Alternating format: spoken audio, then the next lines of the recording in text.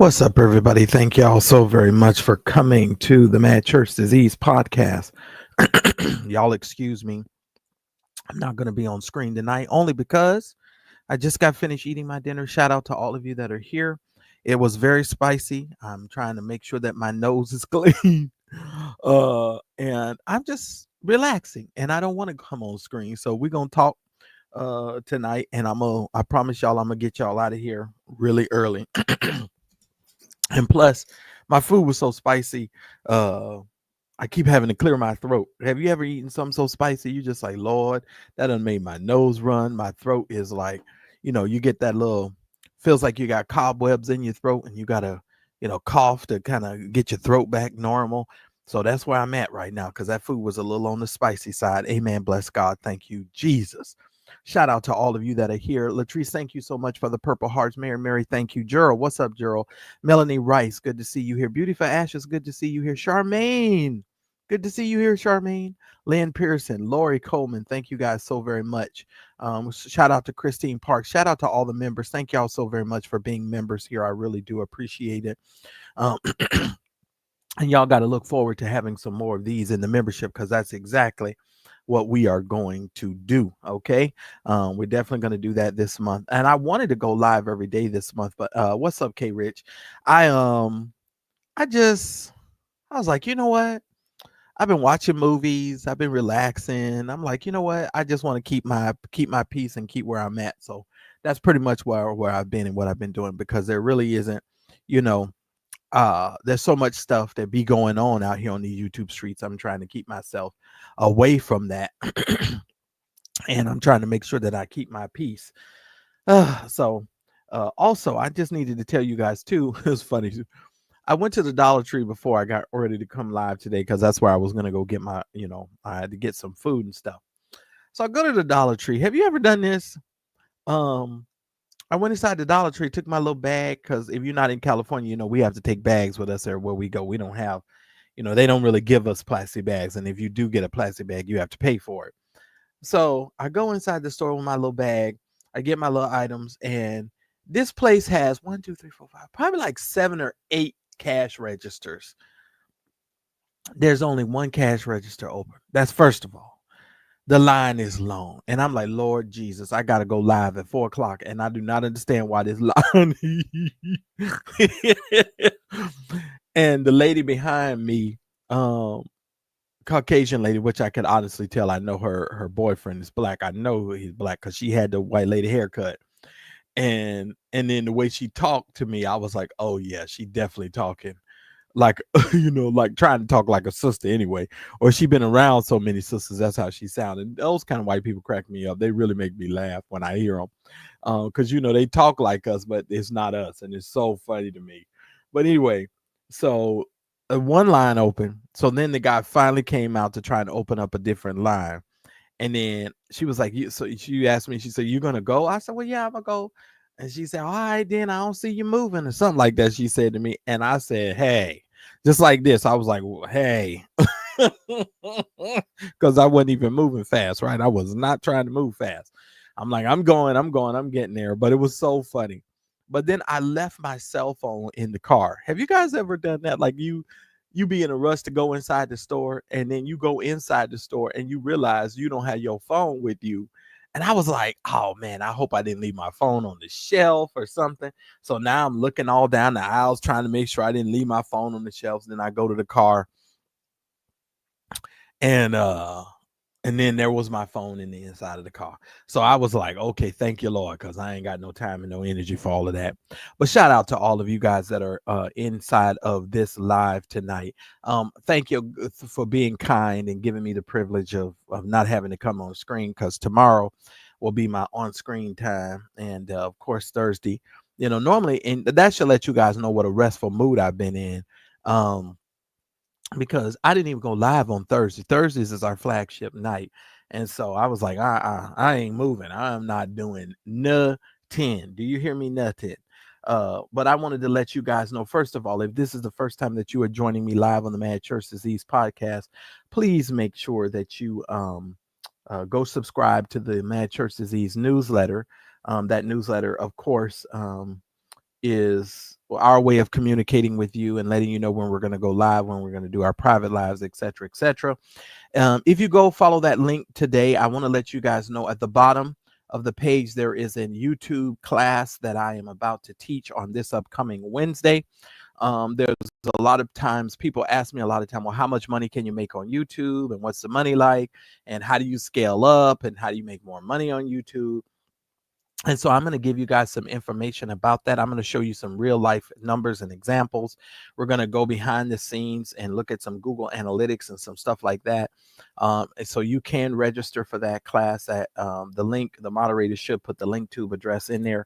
Or if you're watching this, you guys will see the link tube in the description of this video. So it's always in the description, and so you guys can go down there and take a look at that and sign up for that class. What's up, Alex? Thank you so much for joining us, because my goal this year is to help as many people as I can use YouTube for their business and really get a good understanding of YouTube and how YouTube can help you, even if you're a small creator and you're trying to grow your platform and grow your brand and grow your business. I want to show you how to really do it legitimately, and so that you can do that and have a steady growth and you have to set up things properly in the beginning, so in the long run you'll reap all of the benefits. And yes, ladies and gentlemen, we are crescendoing to 18,000 subscribers. So if you have not yet subscribed to the Mad Church Disease channel, please make sure that you do that. Shout out to all of you that support the channel.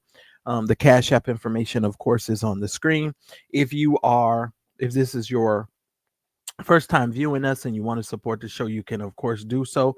Shout out to all of you that have supported the show. I wanted to shout a couple of you guys out from the last time I went live, because there was a couple of you guys, you snuck in on the end of that for me. Of course, wow, and I didn't even say thank you to this person. I need to do that now. Roxanne, thank you, Roxanne.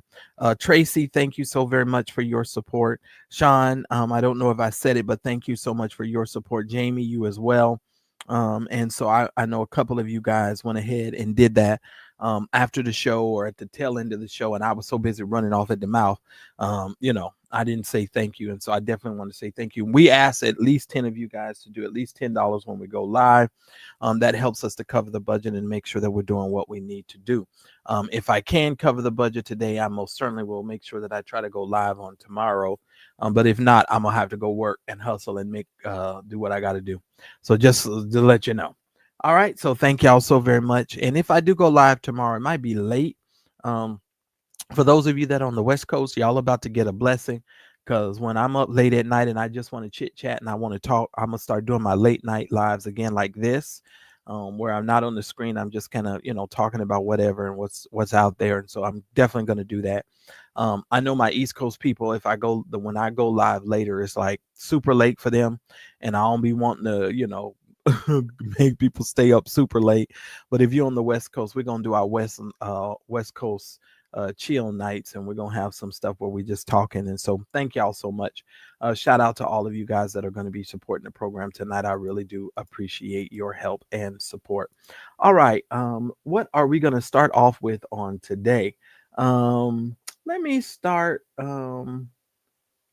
with the other stuff first. I'm gonna start here because I'm gonna start with the stuff that ain't really all that important. Ladies and gentlemen, let's talk about Nick Cannon and his baby mama, Alyssa Scott. Now, why this is news, I don't know. So I just so happen to be, I take a lot of time and read and, peruse, as Carol Burnett would say, around the internet. And I just so happen to be, looking around the internet, and I was like, man, what's going on here? And one of Nick Cannon's baby mamas is actually grateful, she claims, that because he insured his testicles. Now, why this is news, this cracks me up. Apparently, this gentleman has insured his testicles for $10 million because he really feels like they're worth $10 million. I bet you some of his baby mamas would probably say they, have a little something different to say about that. But it also made me think, while I saw this story and I started reading this story, why would people go into a situation with somebody that they know have 10, 11,000 million children and just don't care? that you think that your child is going to get the kind of parenting that's necessary. And you know what I mean? From a two-parent household, from one parent, because obviously he's not with you. Um, he's with somebody else, and so it's interesting to me. And this story just sort of caught me off guard because you know she said that if he doesn't show up, she realizes that because of the insurance that he has on his body parts, that insurance is going to cover the cost. But here's my thing: the insurance ain't going to cover the cost that much either, because don't they give the money to the spouse that files first? From what I understand, the ladies have told me whoever files for child support first is the one that get the bulk of the money. That's what I was told. So you ain't even in the front of the line. Like, y'all help me. I'm sorry. Y'all know I done tickle myself. You sitting up here, you having babies by this dude, and you ain't even in the front of the line. That's crazy to me. That's crazy to me. What's up, Lexus driver? It's just crazy to me. It really is, and I just find it to be nut. I find that situation to be nuts. No, I'm just talking about the fact that this man insures his balls, and this woman goes on national television saying how grateful she is for his testicles and that they insured for $10 million. It's so laughable to me that we put these people in social media and these celebrities out there like that. And it's funny to me too, you guys, because I'm not really into celebrity like a lot of other people are. Like, I don't get impressed by these people. These people don't impress me at all, because most of the time, most of these people have the worst character ever. It's like a lot of these preachers and pastors. I kid you not. Some of them, when you meet them, you'll be like, oh, you're a real butthole, you're a jerk. And it's no different. These celebrities and these people, no different whatsoever. Um, you know, it's really it's just something else. Well, I just put it to you like this. I realize it's the money. Uh, but here's the thing: you're not even getting that much money, Chris. That's the thing you got to keep in mind. Only the first baby mama is going to be getting the bulk of the money. Who is that? That's Mariah Carey, as if she needed the money, right? Mariah Carey is the one that's going to get the bulk of the money because she's got the first two kids. If she has them on, child support, which knowing her, she probably do, because, she ain't no fool, and he makes plenty of money. That's why he has 50-11 jobs like Steve Harvey. He has to do what he has to do. And Steve had millions of dollars he had to pay back to the IRS. So that's why he was doing what he was doing. But yeah, I just thought this story was really hilarious to me. But here's the other thing element that I want to add to this too. What about the moral decay of society that like lets these people, speak in, it used to be, and this is how I know I'm getting old too. This is how I know I'm getting old. It used to be certain things in society you would be ashamed about. You wouldn't be boastful about having a baby daddy. You understand what I'm saying? You wouldn't be the kind of, that wasn't something that we as a society thought, oh, this is a great thing. Your child, you have a child with a man and he's not in your life. He doesn't live with you. So, he's not helping to raise a kid and all of this stuff. And people are actually bragging about it. Like, and I don't know, maybe it's just me. And I realize I am old school. I realize I'm old school. And, for those of you that are a little bit more, I guess I should say modern, I realize that, when people like me start talking, it sounds like an old book, but I'm just saying it's just something about the way that these people conduct themselves, even amongst using their celebrity and using their platform, that I just find tremendously distasteful. I have to be honest. And I don't look at Nick Cannon as somebody to have like a tremendous amount of respect for. You understand what I'm saying? I don't respect him as a man, first of all. I just really don't. He's not that dude. He's just a dude who, have made some money. He's got a little bit of celebrity, and it's just really strange to me how so many people attach so much to these people. Yeah, it's really interesting to me, Mary. It really is. I'm just like, come on, bro. Like, really?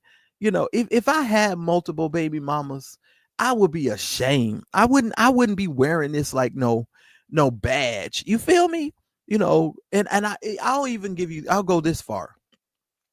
There are certain people in my life who have multiple baby mamas, and they think that some kind of way it makes you look more like a man because you had all of these children spread all over America and all around the world. And to me, that just, no. Listen to me now. This is just me, ladies and gentlemen. Maybe this is why I don't have no kids, because there's no way in God's green earth I could lay my head down on my pillow at night and not know that my kids are safe and not know that my children are in a good space and a good spot. I would be in a hard position. And when you're having multiple children with multiple women, you can't even be a good father. I don't care what nobody say. You cannot be a good father because you done spread yourself so thin. Each one of your children is not going to get a lot of your time. They're not going to get a lot of you per se, if you understand what I mean. And then when you got a situation where your kids are not even lying in this under the same roof, you're not calling each one of these children every night, making sure that you're wishing them a good night and finding out about their day, because that's 10 to 14 calls that Nick would have to make every night, right? He's got too many children.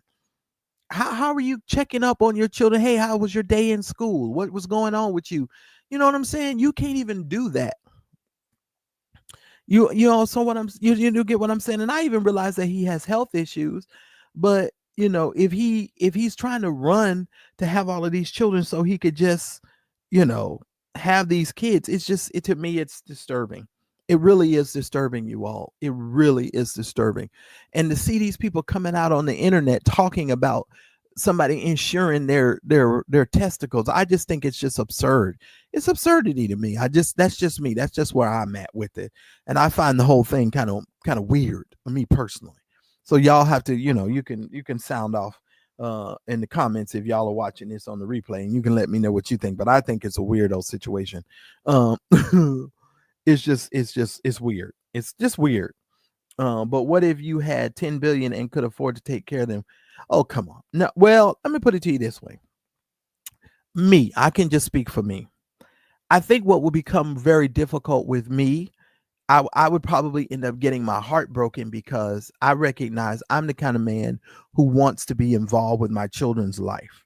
I don't want to be the kind of dude that has a child, and I've never been this dude.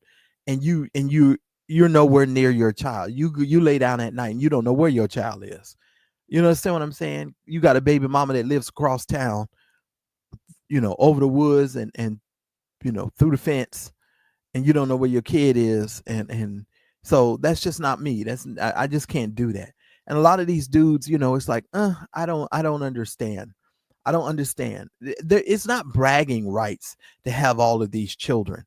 Nobody looks at you with a grandiose amount of respect because you're just spreading yourself all the way and around the world, and you're thinking, I don't know, on some level that people respect you, and they're just not.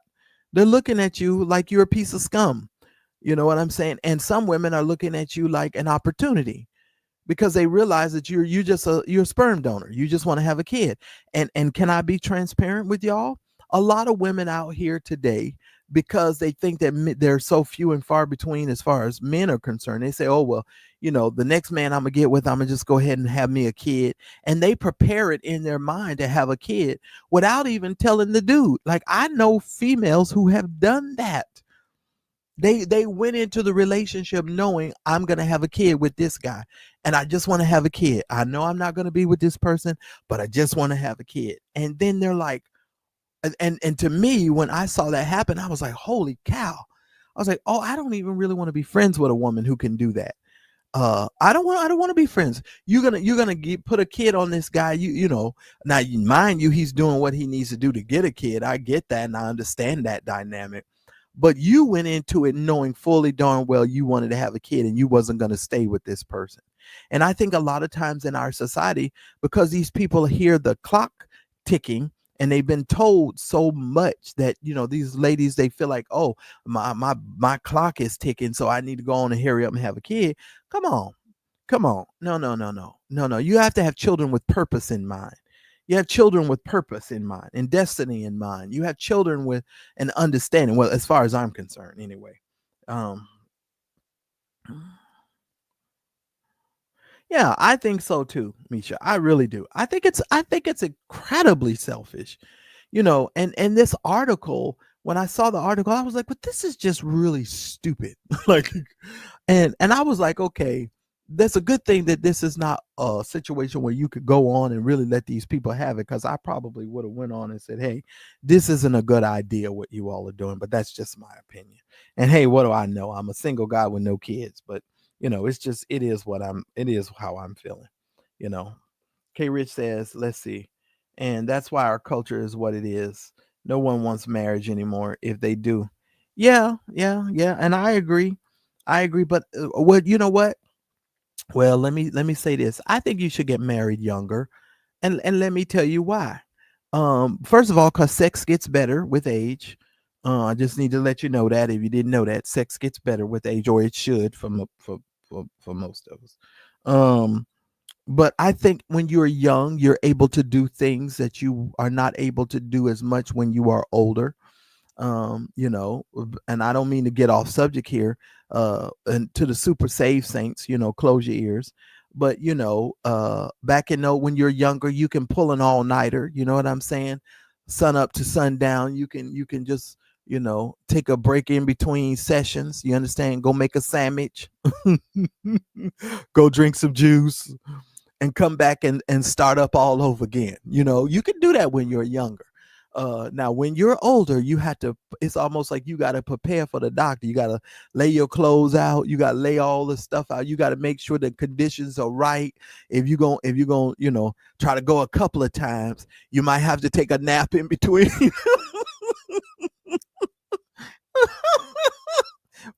Wake back up. Be like, okay, you know what I'm saying? Things definitely change when you get older, I must say. You might need to take a nap. It depends on how much work you've done. You understand what I'm saying? You might need to go to sleep. I'm just saying. It is what it is, and you might be in one of those moods where you just like, yeah, I don't know, maybe it's just me. There's been times when you've been like, yeah, I'm in the mood, and yeah, I can do, yeah, I'm gonna pull this all nighter. Yeah, okay, all nighter. You're gonna mess around and go to sleep. You're gonna go to sleep because you're tired. You know what I'm saying? You're not doing all of that. But it's just the when I saw this article, it just really, really cracked me up.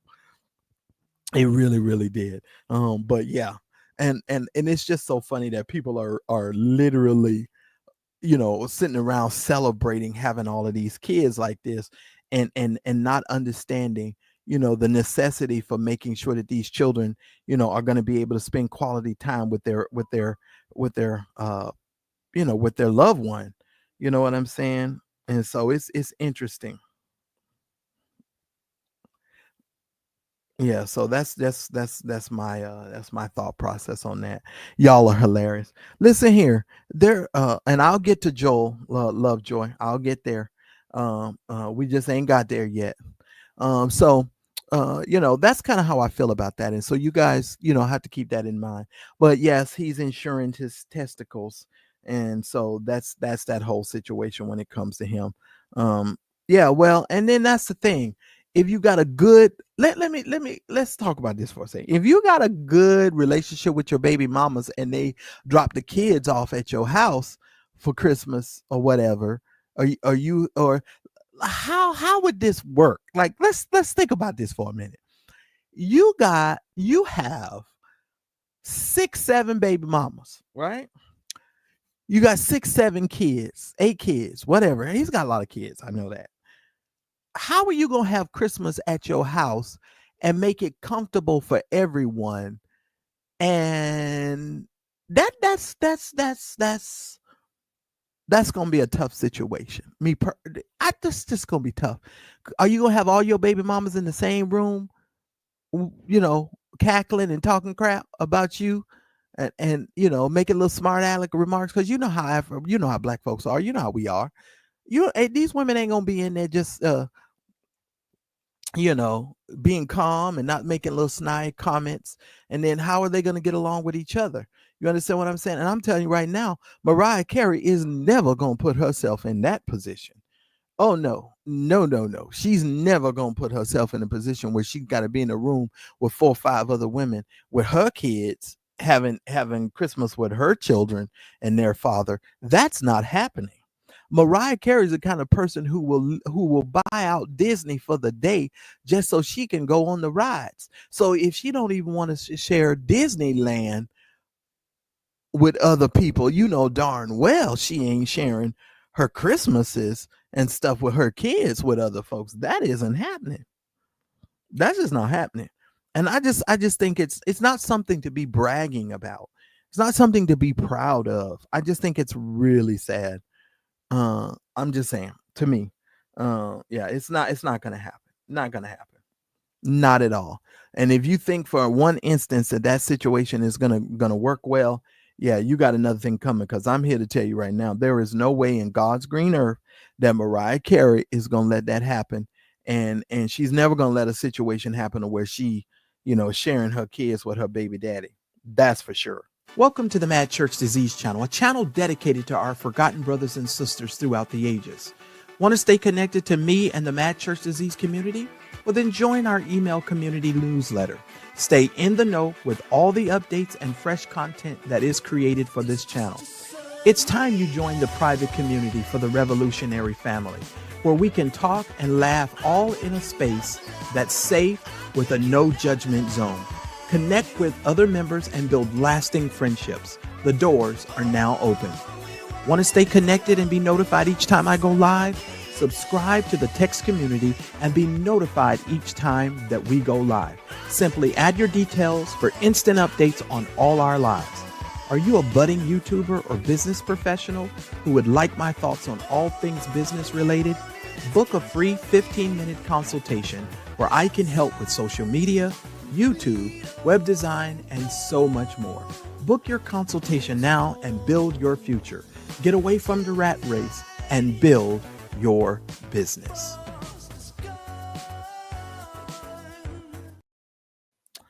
Shout out to the over 200 of you guys that are watching the Mad Church Disease podcast. Thank y'all so very much for coming to the program tonight.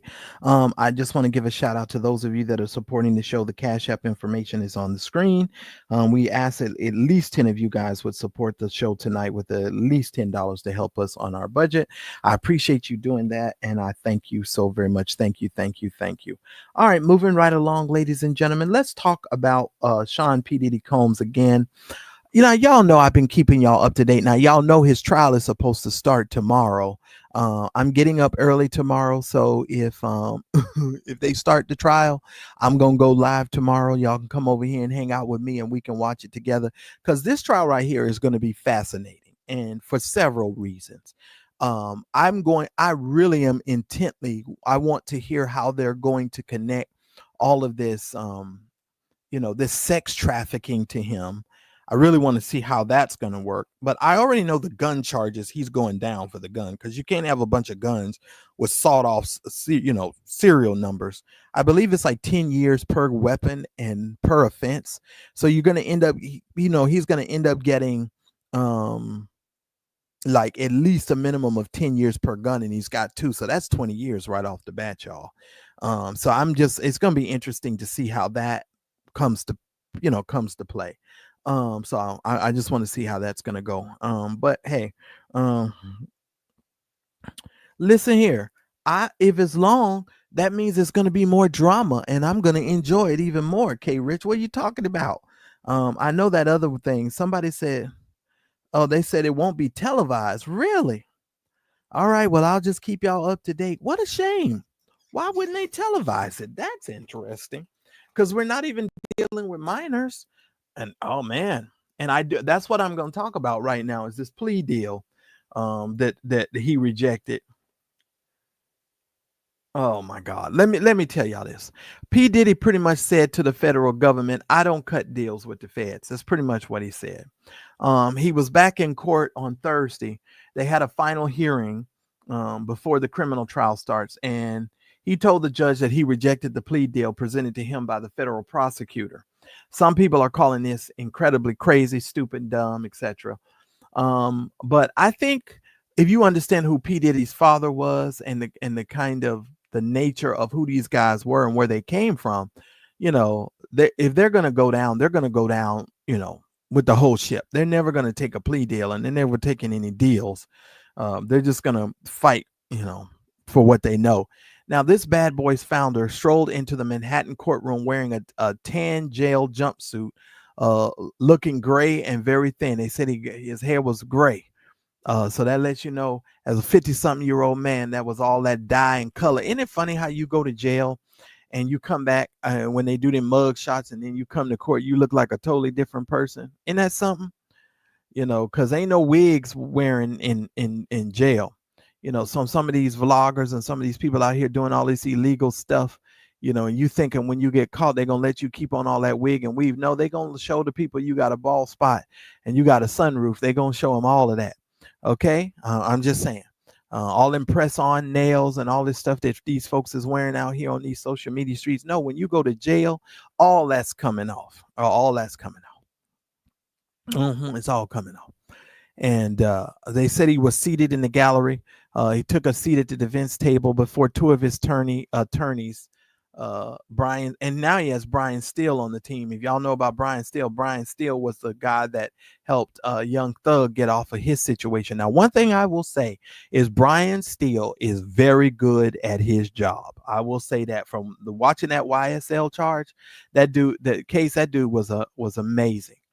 Shout out to Tasha Global. Tasha, when I'm done with my live, I'm going over to watch your live. By the way, you guys, y'all need to go over and watch Tasha Global's live. She just did one, I believe, on Dr. Dingleberry and what's his name?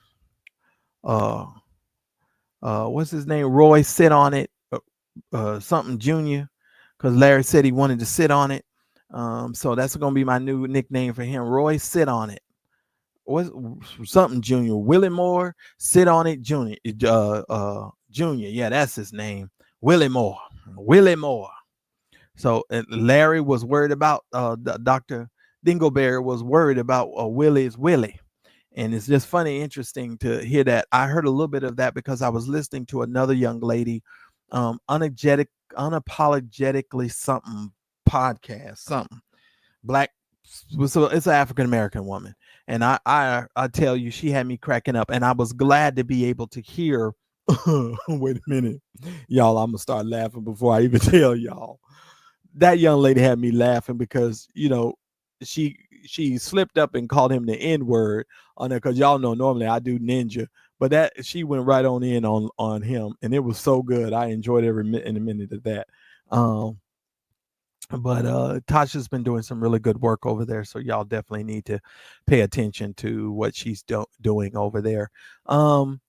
So yeah, I'll drop my link later in a little bit. Lexus Driver, I promise I will.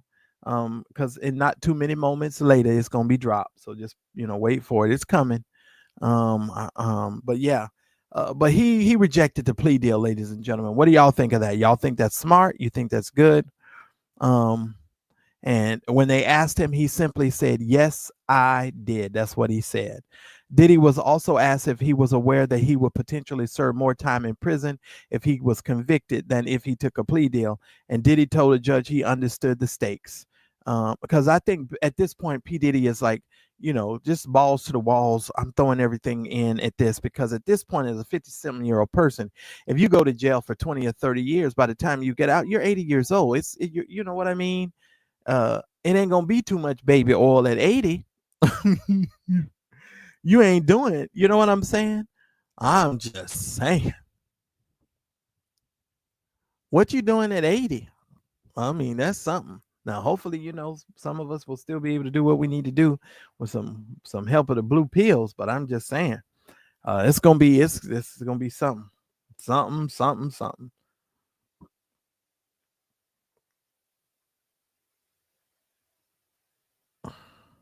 Oh, she said she was talking to Tasha Global. Okay, I'm sorry. That's you over there having a sideline conversation, Lexus Driver. How was I supposed to know that? I ain't know all that. Yeah, he might get more time now. He might get more time, but it is what it is. But I had to point that out to you guys because I just felt that was horrendous. That was horrendous, horrendous. Now let me go on over to this to this silly story here. Listen here, ladies and gentlemen. Let's talk a little bit, just a little bit. We're not gonna spend a whole lot of time on it. Um, the Catholic Church is pretty much taking shots over here at uh uh Joel Osteen. They made a statement the other day. Our faith leaders are not the same, referring to Joel Osteen, because they were comparing the mega pastor to his mansion to Pope Francis's tiny apartment and how the Pope actually lived.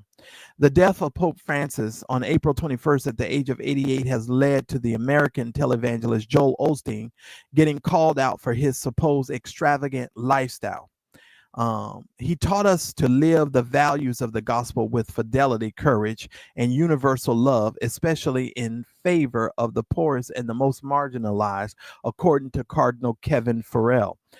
These folks are taking shot. Now, I find this hilarious because if you understood how rich the Pope and how rich the Catholic organizations are, it is hilarious. One of the reasons why we have so much crap going on as far as religion is concerned in America is because all of these people are living way off. I mean, they living good. And even though the Pope might have had, and I'll show it to you in just a minute, the Pope is living according to them in very meager means, right?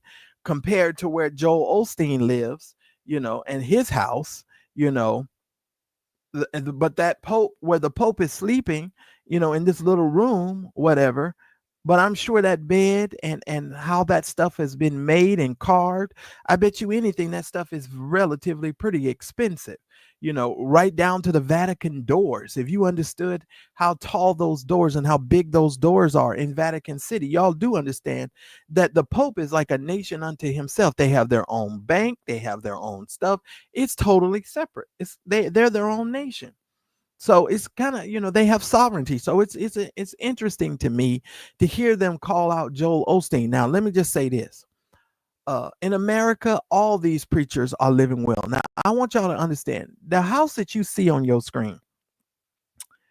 Pay attention to this. Joel Osteen, that's supposed to be a parsonage for a pastor, a minister of the gospel. They get these homes tax free. Y'all need to understand that. Because of course, now get this, the parsonage used to be connected to the actual church. Just so y'all know, that's where the thought came from. Because the preacher was doing ministry and he was supposed to be able to have a place to lay his head, because a lot of times they weren't raising a lot of money back in those days. But the parsonage was supposed to be connected to the actual church. That's how it was supposed to be done, right? But this house is tax free, and they are referring to this as a parsonage. And these people are getting this for free, pretty much. And so they're calling out Joel Osteen for his extravagant lifestyle and how he's living his extravagant lifestyle. And they're saying your religious leader isn't like our religious leader, because our religious leader, he lives a very minuscule, very minimalized lifestyle, and you're over there with all of this opulent extravagance. And I think on some level I understand what they're saying, but isn't this like the pot calling the kettle black to me? For real, for real. Because the Pope is not driving around in a Honda. Y'all do understand that Pope mobile is, I believe, is a Rolls Royce. Like, it's a Rolls Royce. Like, it's encased in glass, but it's still Rolls Royce. I'm just saying. So, and it's so funny that now everybody's trying to call each other out on how they're living. Yeah, well, that's how much old boy over here, Charles Blake, spent for his building. It was $80 million. You know what I'm saying? So it's very interesting to me. And when I saw this, I said I wanted to talk about that, because I felt like a lot of times they're just calling this stuff out and they're trying to call each other out. And it just, to me, it makes no sense. Y'all have to tell me, because I'm serious. It makes no sense. Now, yeah. And I got a little piece of tea that I want to talk about. That's what y'all call tea. Y'all say y'all talking about the tea. You got some tea. Have y'all been hearing through the grapevine? Let me take this down. Have y'all been hearing through the grapevine that Barack Obama and Michelle Obama have split up. Have y'all heard about that? Am I the only one? Y'all know the word on the street is they're not together. They're only coming together when they have to for, presidential kind of public appearances. But Barack done went his way and she done went her way. That's what the word on the street is. Uh-huh. That's what they say. That word is Lexus driver. That's the situation. Somebody said, and Chris said, the Pope's mobile is worth $16 million. See what I'm saying? And you over here talking about a man. Yeah, come on. Yeah, all of them. It's just so Michelle addressed it. Okay, well, Mary, you can come up here in a minute and tell me what she said, because the word on the street is these two is not. They listen. I've been reading all kind of stuff from all kind of places and spaces. The Atlanta Black Star, so many other places are reporting that these two are not together. I'm just saying. Shout out to Tasha Global for gifting memberships. Shout out to you, Tasha. Thank you so much. If you got a gifted membership from Tasha Global, please make sure you say thank you to her in the chat. Hey, Roxanne. There's Roxanne again. Hey, Roxanne. Roxanne, put on the red light. Y'all know I miss my Roxanne. I used to do that all the time. Roxanne. I miss being able to do that. Oh my God. So y'all make sure y'all tell her thank you, because we got some stuff to talk about privately that I don't want to discuss in the public. But yeah. Greetings, St. James. Thank you so much for coming over. But that's the word on the street. Now y'all done took my thunder. Y'all talking about she done talked about it. Now, Mary, I want to hear what she said. I want to hear what she had to say. So let me do this last story, and then I'm gonna drop the link, and then I'm gonna let y'all come up and tell me what she said, because I want to know. All right, now the couple you see on your screen right now. Now I saw my friend Ann Brock was talking about this, so she finally posted this, but I had found this story a couple of days ago. An Oregon Catholic school's decision, they've expelled a black child after he was reportedly called a racist slur, off of a wave of backlash from other families who withdrew their children and demanded that the school leaders re-enroll the student and change their policies. Pretty much their child was called the N-word and the school expelled him. Now think about this. Your child was bullied and called the N-word, and then the next thing you know, your child is expelled. Now, the name is I want to say Karis Phillips. It's really Karis Stoudemire Phillips, and her husband Mike Phillips recounted how the tensions escalated between them and the principal of the Madeline School in Northeast Portland after they learned that their fourth grade son was called the N-word by another student. Stoudemire told the Oregonian that she and her husband rushed to the school on March 31st after she received a call from the school secretary, who said their son had heard the slur while he and other students were returning to class from recess. Stoudemire and her husband, Mike Phillips, that you guys see on the screen, they met with the principal, Teresa Rass, but the conversation devolved quickly. And it probably dissolve quickly, because y'all know when we actually go to speak up for ourselves, all of a sudden we become angry, we become hostile, we become dangerous, we become all of these other things. Do you understand how frustrating it is? And I know some of you do. Do you know how frustrating it is to have people playing in your face and doing stuff to you, and when you clap back or you get angry, try to tell you to calm down and try to tell you not to overreact and all that other bull jive? So you know what I'm saying? That kind of stuff is very frustrating for me. I can't speak for y'all, but that pisses me off to no end.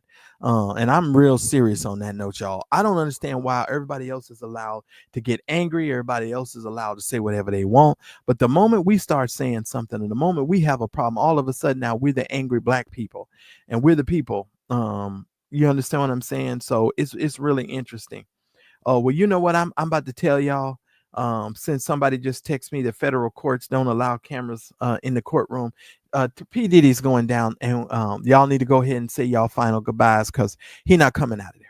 Because if I understand the court system the way I understand the court system, he not coming out. And the reason why the federal government doesn't televise it is because they don't want you to see what the railroading that they're doing inside of these courtrooms. Because you can best believe, and listen to me very carefully, these people are being railroaded in these courtrooms. I'm just saying. But anyway, let me continue with this. She said her older son suffered a similar experience when he was a Madeline student. She and her husband were unsatisfied with how Ras handled the incident and considered transferring their young son out of the school, but he wanted to stay. Phillips has been volunteering with the school and advocating for stronger racial equality policies ever since. I told you I told Ras, you do understand that I don't have confidence in you based on my previous experiences with you, Stoudemire Phillips recalled. And she told me, well, if you don't trust me, why have your child at this school? Now, see, here's the thing. Here's the thing. Lord have mercy. This is the Trump effect. This is the Trump effect. It's the ripple effect of Donald Trump. I will vote for Donald Dump. These people is out here saying all of these foolishness and talking the way that they're talking because there seemingly seems to them to be no repercussions for their actions. But I'm here to tell you that a lot of people going to end up going to jail because they don't understand the drama that they are, putting themselves in. Because after a while, when black people just get fed up, and when people get fed up in general, they just whoop your ass. I'm sorry to say it that way, y'all, but that's just how I feel. Because there's gonna be some ass whoopings handed out here very soon. And some people, and I've already seen some people getting their ass handed to them. You know what I mean? Because they're just saying stuff all off the wall, all off the wall, all off the wall. Now let me ask y'all a question too. Did y'all see this case about this man? This woman was sitting around in this hover chair in the grocery store, and she was her baby was about to fall out, and the man went over to help the baby so the baby wouldn't fall out of the basket. Y'all know this man is in jail. He's been in jail for 40 days because she said he tried to kidnap her child. He was in there buying Tylenol. And the baby, if you look at the video shows that the baby was tipping over. He just went. It ain't like he grabbed the baby and took off. You understand what I'm saying? This is the kind of time that we live in. And this man has been in jail for 40 days now. I'm just saying. How in the world can you put a person in jail for 40 days? 40 days. Not this man on the screen. Let me take this off so y'all wouldn't think that the black man's in the jail.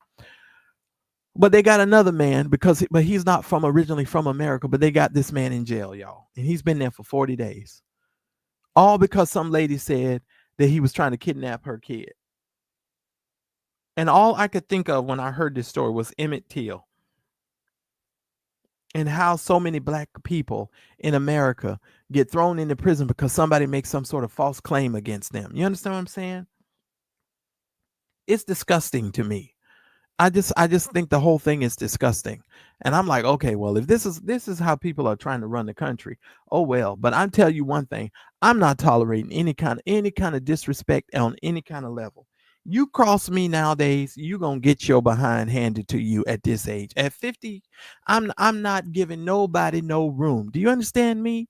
No room. You get no room with me. None. Let me be technical. 49 and a half. I'll be 50 in a few more months, Lord willing. But I'm not giving nobody no space and no room no more. No. Not to be disrespectful and not to do all of this craziness. You understand what I'm saying? I'm not doing it. Not at all. Not at all. And shout out to all of you. The link has been dropped for you.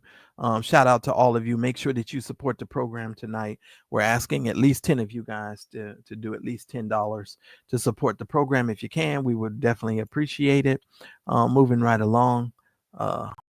Yeah, well, these people getting what they deserve. That's how I feel. And listen here, I don't feel bad for them, not one way or the other. And that's just me. That's just me. I don't feel bad for them. Hey, Mary. Hey, how are you? Fine, married lady. How are you doing? Oh, I'm doing good. I'm depressed. I got to go back to work tomorrow. I know that's everybody. Hmm. Right. I at least had more time than he did because he had to go back in the field on Tuesday, last Tuesday. So he's already been back at work doing his thing, and I've just been chilling, trying to get my life together, fighting the jet lag. Well, happy married life to you.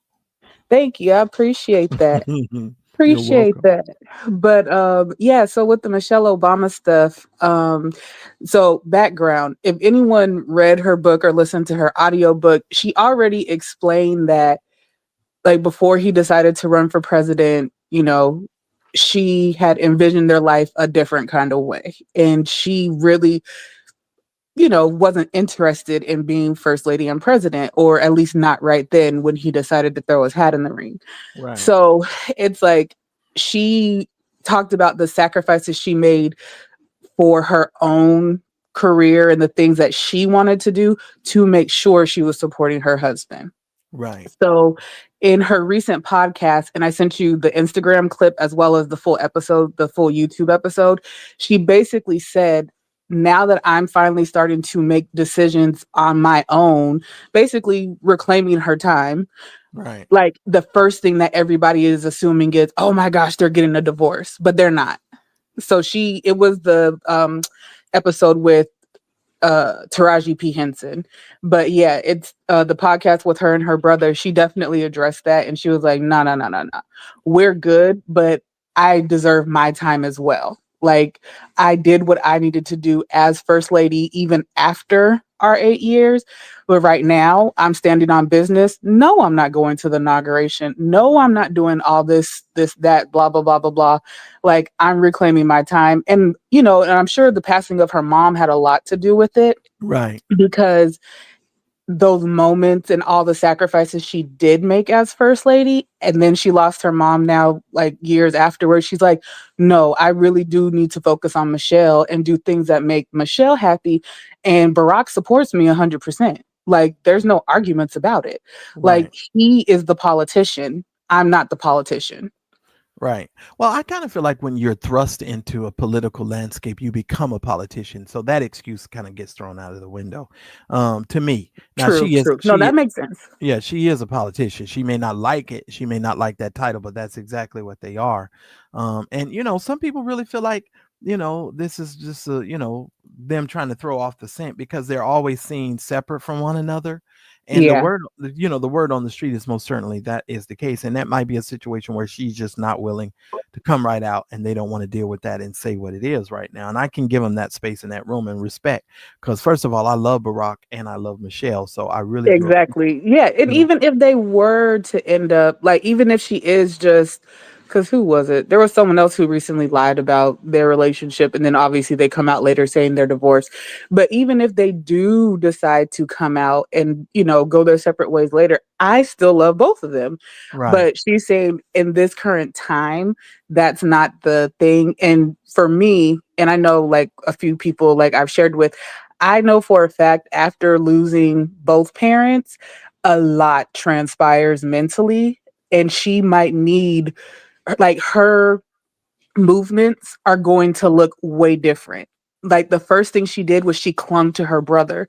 Like the only person who knows what it was like from that early onset age to do certain stuff and, have that family dynamic. And the person who brought them into this world is no longer here. So I think right, that there should also be some grace given because people move differently after a huge loss. I mean, look at Kanye. He ain't been right since.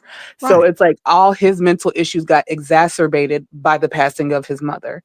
So, I don't know, maybe they if they're separated or whatever the case may be, but she definitely made it clear that she's moving based off of what she wants to do.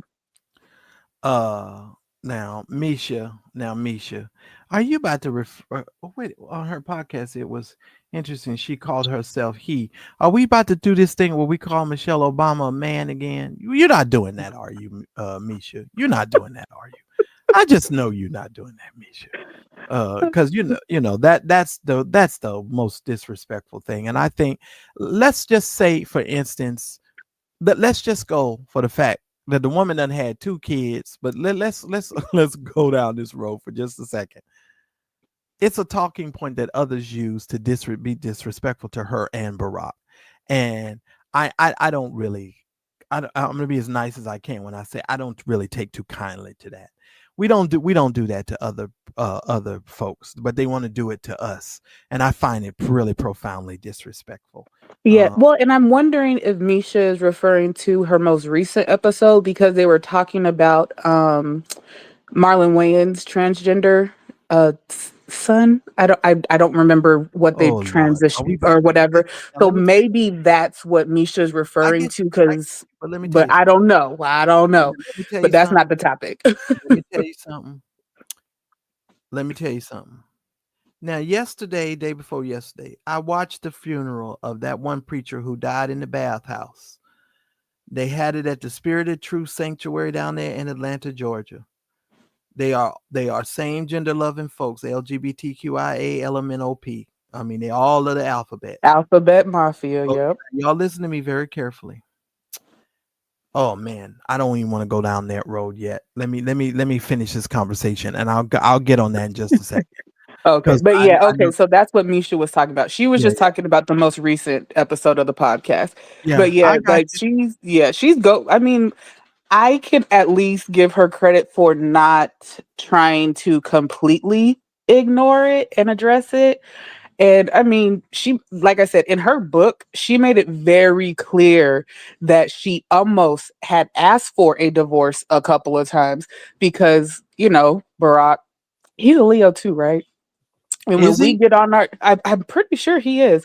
Oh, he's When a we get on our thing, He's we get on our thing. all right, sir. Well, Yeah. we have that swag, so yeah, that sounds about right. Yeah, I'm pretty sure. I think he's a Leo. But yeah, so it's just like when he got on his thing and it was full steam ahead, she had to grin her teeth. She had to take the backlash and she's like, you know what? I'm going to talk back now. And so I think that while all relationships have strained, she hasn't, I don't feel like she's ever shied away from the rumors because she's always been like in her book, she was very open and vulnerable about, um, I think, was it after the miscarriage or with their pregnancy, trouble getting pregnant that she wasn't even sure she wanted to try and get married and or get divorced or all that, but she even addressed that in her book. So I feel like she's been pretty open with saying, no, we're not picture perfect. I love that you guys love us, but I wanted to wring his neck a couple of times, as any couple would want to, you know?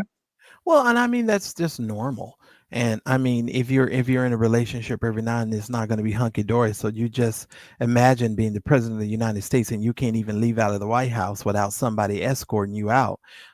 It's not like Hmm. you can go to the local pastrami place that you like to get a pastrami sandwich from anymore, because now you got to involve a whole caravan of people to take you to go get a pastrami sandwich. So it's a little bit Exactly. different now. Honestly, that's just a whole different situation. That's a whole different situation. So I'll leave it there. They were very disrespectful to her, Roxanne. That's one of the reasons why I don't really care uh for this whole man thing that people is perpetrating and talking about Michelle is a man and all of this kind of stuff. I just think that's so disrespectful. Me personally, I find it so disrespectful. But let me say a couple of things before I move on. Why is Beyonce's mama always being interviewed by other people like she's famous and she's done something so overwhelmingly great amongst society that she needs to sit down and give interviews to people? These are some of these in her interviews. Beyonce's mama's interviews is like, to me, it's like watching Gertrude Stacks.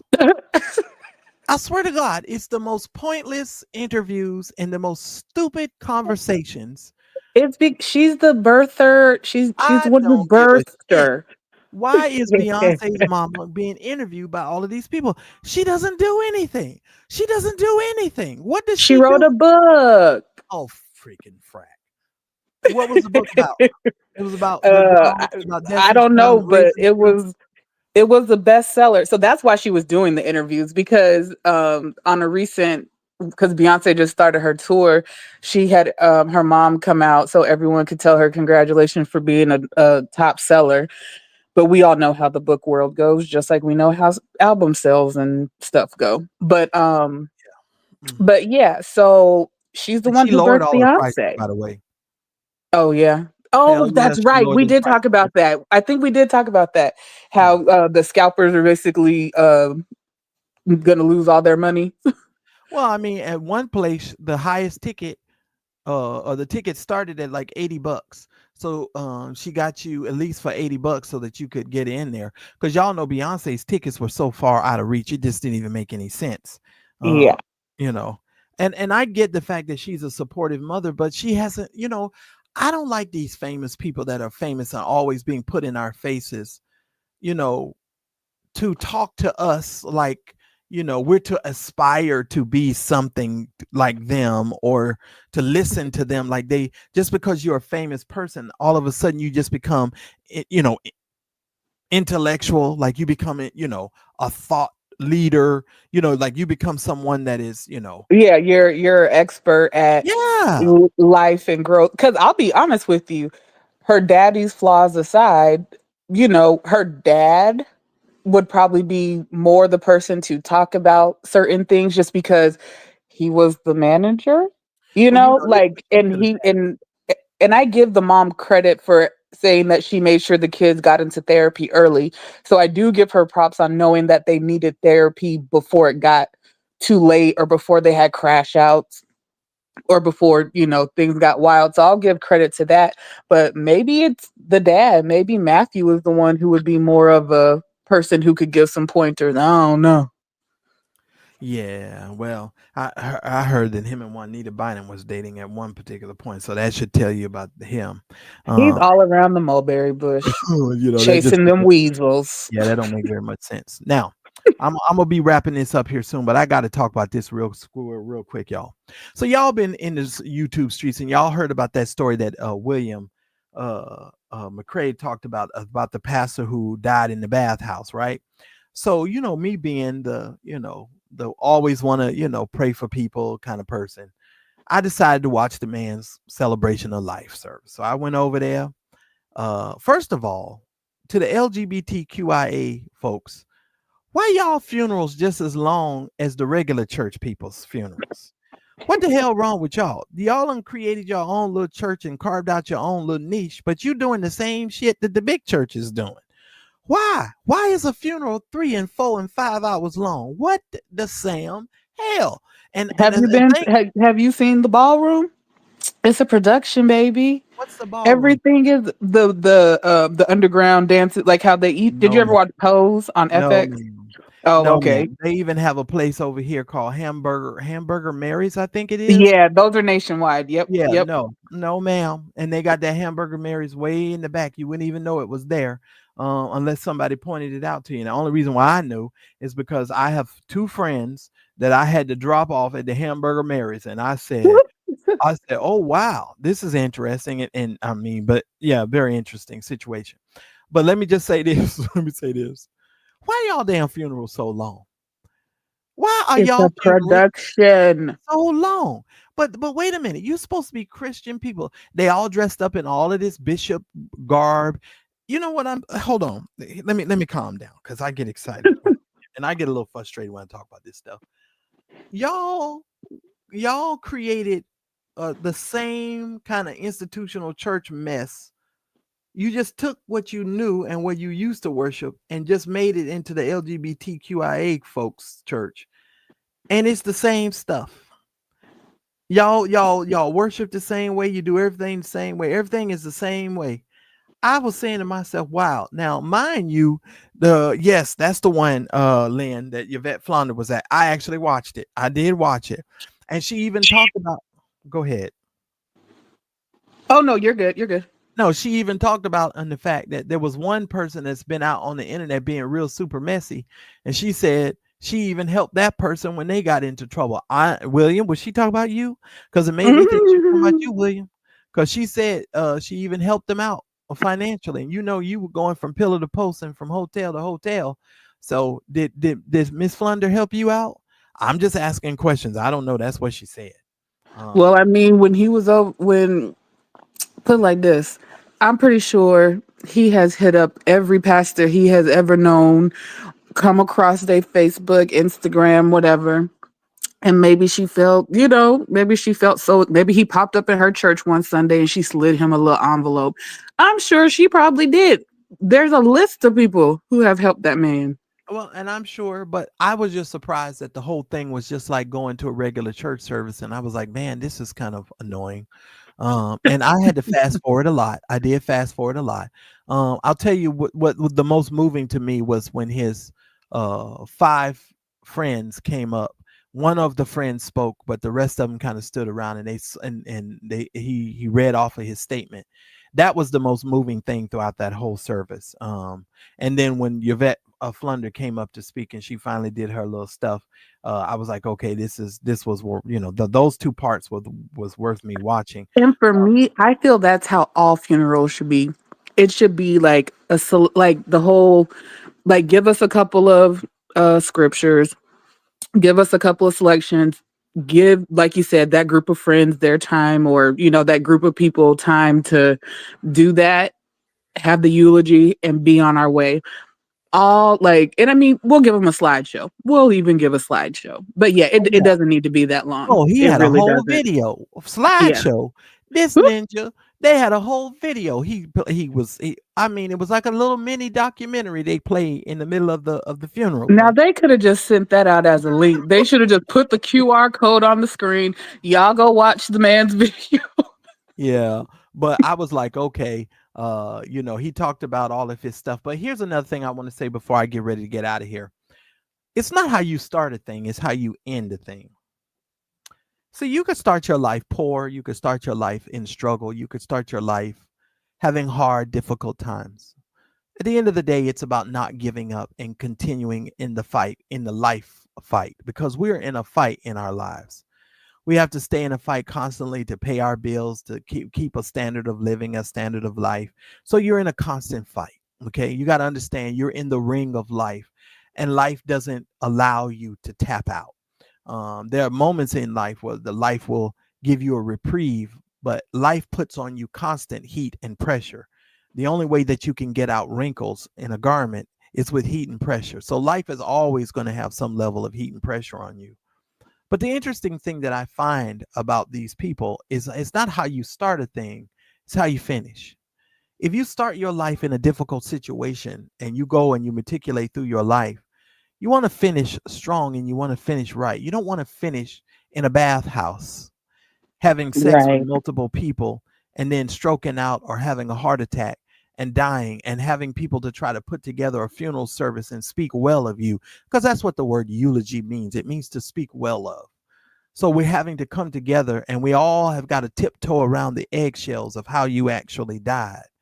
When your brother is the crack dealer and now everybody's got to come to the funeral and pretend like he's not a crack dealer. Or, you Yeah, got, but I mean, live every day like it's your last. And like they say, just because of who he is, who are we to say he didn't go out doing what he wanted to do? well, if he wanted to die in a bathhouse, I would venture to say, I don't know too many people in the world would aspire to be in a bathhouse, stroking, literally, maybe So physically, and then you is it stroke okay? out literally.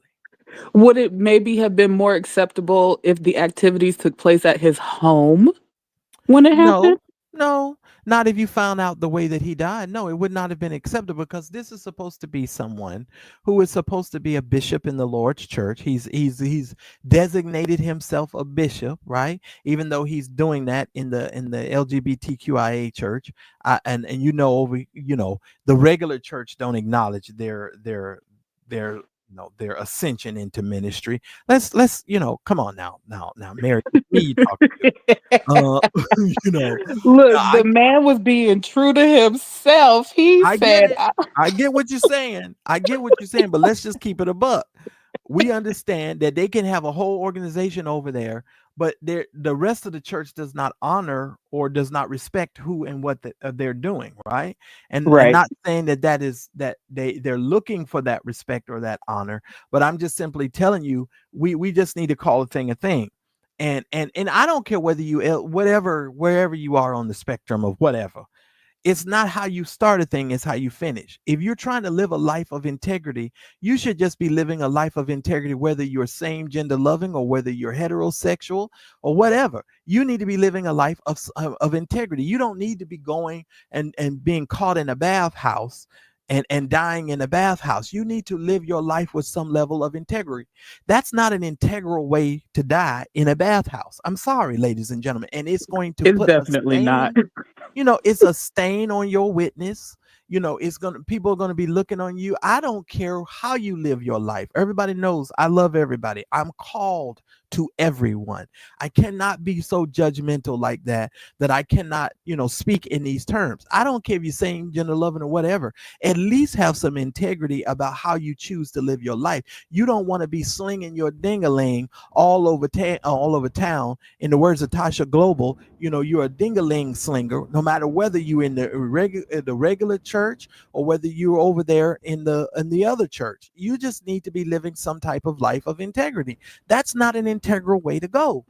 Oh no, it's not. Speaking of slinging, so the Nick Cannon thing, real quick. Okay. So what? Yeah. So the reason why I was saying about his health issues is because I'm surprised they even insured his sack, knowing he has genetic type issues. How do they insure a sack? Do you have to go for photographs? Do they See, have to now do I they would have to take imagine skin so. samples? I would imagine there's photos. I would think there would have to be some sort of analysis of the fluids. I would think, because who was it who insured something on their face? Did someone insure their lips? I know Tina Turner. Kardashian insured her butt, Yeah, it's card. I know Tina Turner insured her legs. her That's legs. it. Yeah, so I'm just surprised. It's like I get that he can produce a lot of children and that might be high value, but I would think that there needs to be a clause about, the quality of the product in the testicle. The Oh, quality and of the then product. the I'm just saying, because if it's like you can make a bunch of babies, but if they have health issues, Oh if Lord. but I'm Oh just saying, Lord. that's what I'm saying. But and then the other thing that I was going to say about that is I think depending on how the policy is written, he assigns beneficiaries. His the name of the bishop, I think his name is Troy somebody. I'm sorry right now, you all, I can't remember his last name. But if you guys look for the service, his name is Troy somebody. I done forgot. But listen here. Mary, when you sitting up here talking about quality of the product, you know what I was sitting here thinking? Dula Dollar but Daisy, the sour cream. Are Do they do trying the are they dollar, trying to make do sure that do. his jizz is as strong as it could be? Like, I don't understand the thought process of this whole insuring somebody's testicles. I don't get that. I really Well, don't. but to Miss Lex's point, I didn't know. Like, I wouldn't imagine that knowing you have lupus, you could insure it for such a high amount. But either way, I think that the kids would likely be listed as beneficiaries, so that way they don't have to go through the whole like actual child support uh process of it. I want to say the insurance policy probably works similar to life insurance, a will, trust type thing, and I Right. think he can just assign beneficiaries. So if he was smart, that's what he would have done to make sure it's evenly dispersed as he so disperses his seed. Yeah. Okay. Well, that's the name, you all. Troy Sanders. I did go over there and watch and watch the funeral for him. And I'm going to talk about this some more. I'm going to leave it here for tonight cuz I don't want to get too deep. But I would like to say this. I don't understand why people would take a model that creates so much hurt, so much drama, so much stuff in it and pattern their reformation or their experience of their church that they're forming to look and repeat the exact same thing that they just came out of. You came Hmm. out of the institution talking about how abusive the institution was, and your situation looks exactly like the same institution that you just came out of. I think some people need to understand it's time to reimagine church. church needs to be understood as a living, breathing organism. It needs to be something that people understand is organic, and it is birthed out of community. All of this, the way church is being done and how people are doing stuff. Uh, listen, He laid down. He with Gerald is Jesus. When I tell you, I say that almost daily, and that one and I felt boom in my that one, the one with the lady.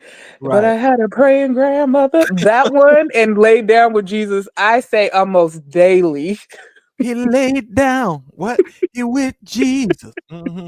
Yeah, it's amazing to me. It really is. But we'll have to get on a greater level conversation of that. If you are a member of the Mad Church Disease channel, I want to tell you, you guys be paying attention to the community wall. I'm going to be posting some stuff. If you are just now getting here, I'm going to be teaching a class on Wednesday. If you hit the link tube link in the description of this video, you will be able to find out more. I'm going to be going over income and what type of income you can expect, and giving you some realistic numbers. So if you're interested in doing YouTube, I'm going to give you some numbers and some stuff so I'm that you. done. Gerald, I'm done. I gotta go. I'm not doing this. I'm not doing this. Yes, I know. I'm looking at Gerald. I just I'm cannot not right doing this. now. Well, but it is true though, isn't it? Isn't it true? Right, right. How He you was coming and going coming at and the going same at the time? same time. That's why I say, Gerald, you got to be careful how you do things. You got to live your life with some integrity. And I grew up in a generation, and see, this is another reason why I know I'm starting to feel old. They used to they scared us. We had so much fear about how we lived our lives. We didn't want to be caught with our work undone. You hear us? You hear me? Mhm. We didn't want the Lord to come and not find us worthy. You understand what I'm saying? We lived our lives like that. Like I don't want the Lord coming and then I'm not ready, or I'm in a situation that I done created some old mess. You in a bathhouse, you laid out in a bathhouse, and then all of the preachers and everybody's gonna know that you died in this old uncompromising position. And I'm not saying that that we all haven't done some stuff or we all aren't doing some stuff.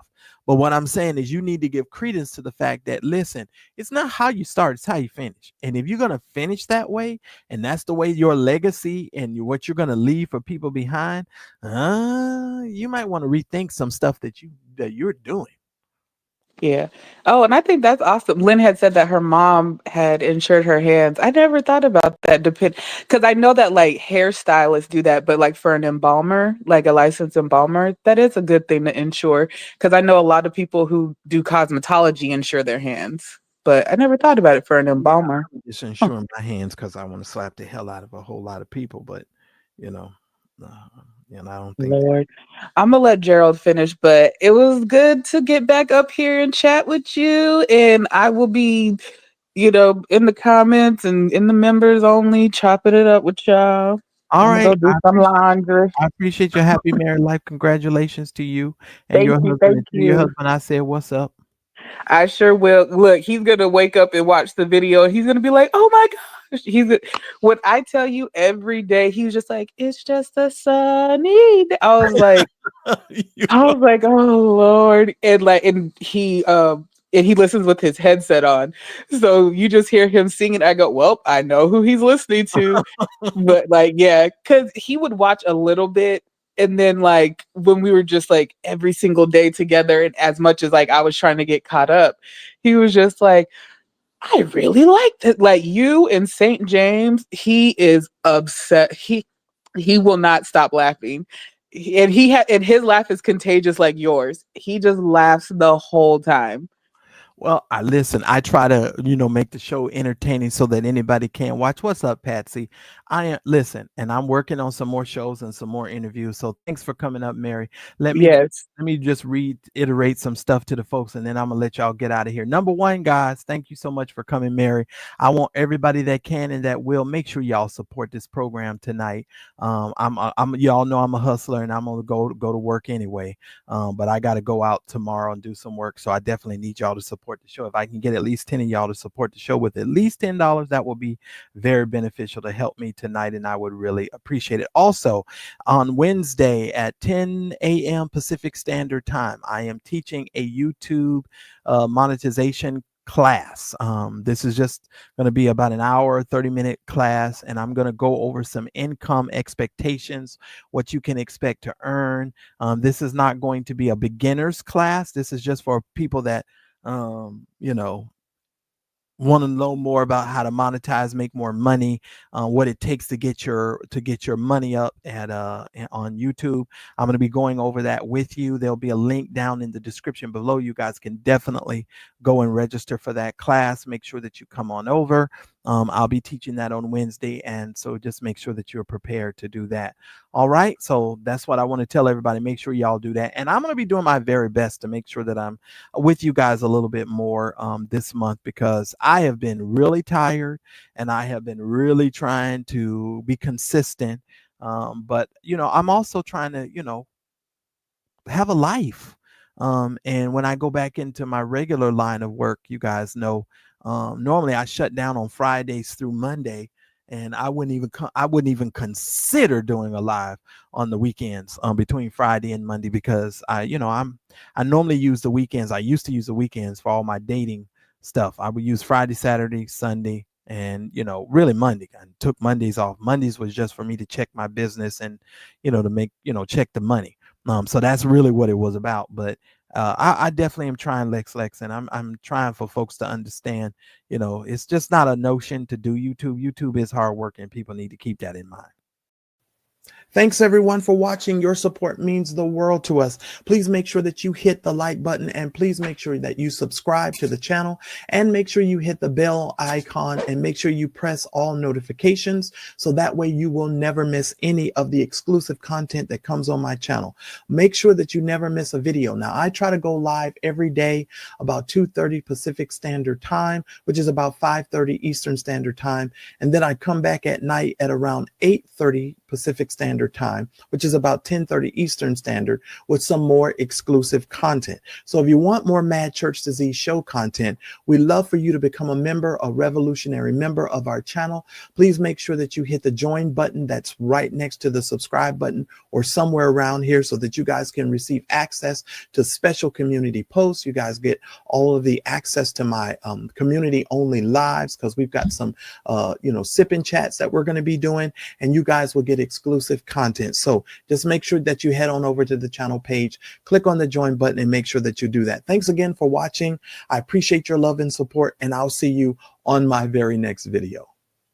We are Mad Church Disease, helping you understand that Jesus plus nothing is everything. This is a show for everyone, believers and non-believers, from churched to the unchurched. Help us grow the channel by supporting our non-profit causes and create more consistent content. Donate by Cash App or PayPal, or buy us a coffee at buymeacoffee.com.